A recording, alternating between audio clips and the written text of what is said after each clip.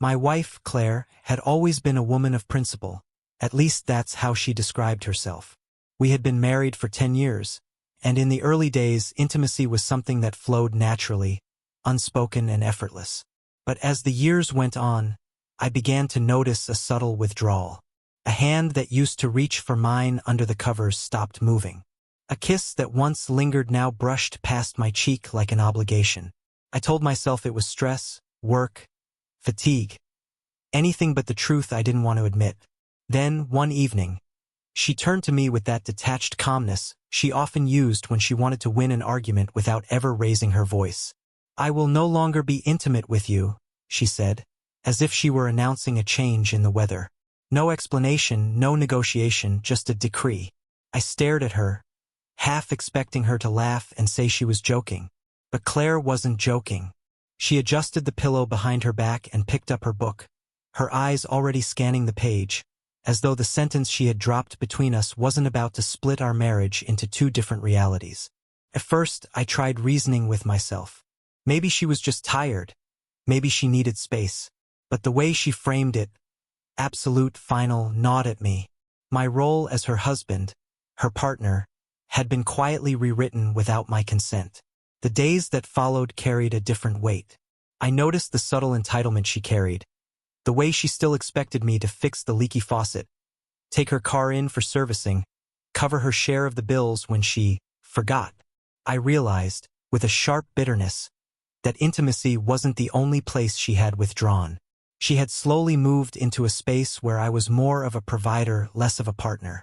One Saturday morning, she asked me to carry in the heavy bags of soil she had bought for her garden project. Normally, I would have done it without a thought, but something inside me snapped.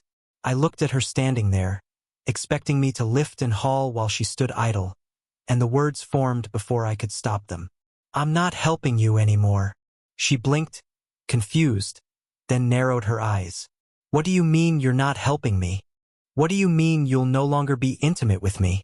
I shot back. The silence between us was louder than any argument we'd ever had. From that day, my decision became clear. If she had drawn a boundary with no discussion, so would I. I stopped repairing things for her. When her computer froze, I let her figure it out. When her tire went flat, she had to call roadside assistance. Each time, she looked at me with a mix of disbelief and indignation, but I didn't flinch. Part of me felt guilty. After all, marriage was about compromise, wasn't it? But another part, the part that had been ignored and starved of affection, felt vindicated. Why should I continue giving when she had chosen to stop giving altogether? The shift in our marriage was undeniable. Claire didn't expect me to hold firm, but I did. First, she tried to guilt me. "You're being childish," she said one evening when she found me reading on the couch while the trash bags sat by the door. "You think refusing to help me is the same as what I decided?" I closed my book slowly and looked at her. "No, Claire, it's not the same. You stopped giving me the one thing that defines closeness in a marriage. I'm just refusing to be your handyman while you treat me like a stranger." Her lips tightened, but she didn't argue further.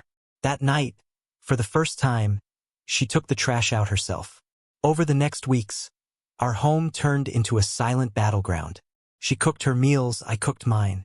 She folded her laundry, I folded mine. We began living under the same roof like distant roommates. The air between us grew colder with each passing day. Then something happened that broke the stalemate. Her car broke down on the side of the highway.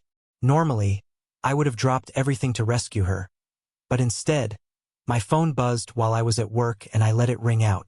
She sent a text, "Car broke down. Need help." I stared at the screen for a long minute, then typed back, "Call roadside assistance." That evening, she came storming into the house, her hair frazzled, her clothes wrinkled from hours of waiting. "You left me out there like I was nothing to you," she shouted. I stood up calmly. "Now you know how it feels to be abandoned when you need your partner the most." Her anger flickered, but beneath it, I saw something else, fear. For the first time, she seemed to realize that my decision wasn't just a tantrum.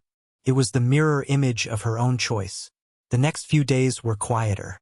I noticed her watching me at the dinner table, her fork lingering in midair as though she wanted to say something.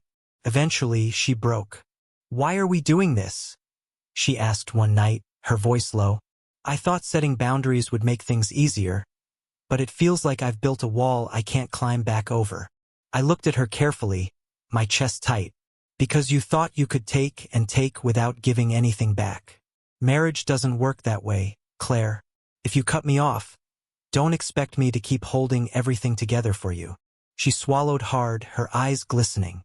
For once, the sharp certainty she usually carried was gone. "I was wrong," she whispered. "I pushed you away, and now I'm the one who feels abandoned." In that moment, the power balance between us shifted. She had assumed I would accept whatever terms she dictated, but I showed her I could live without being used. I didn't celebrate her tears, but I also didn't rush to comfort her. Instead, I let her sit with the weight of her choices.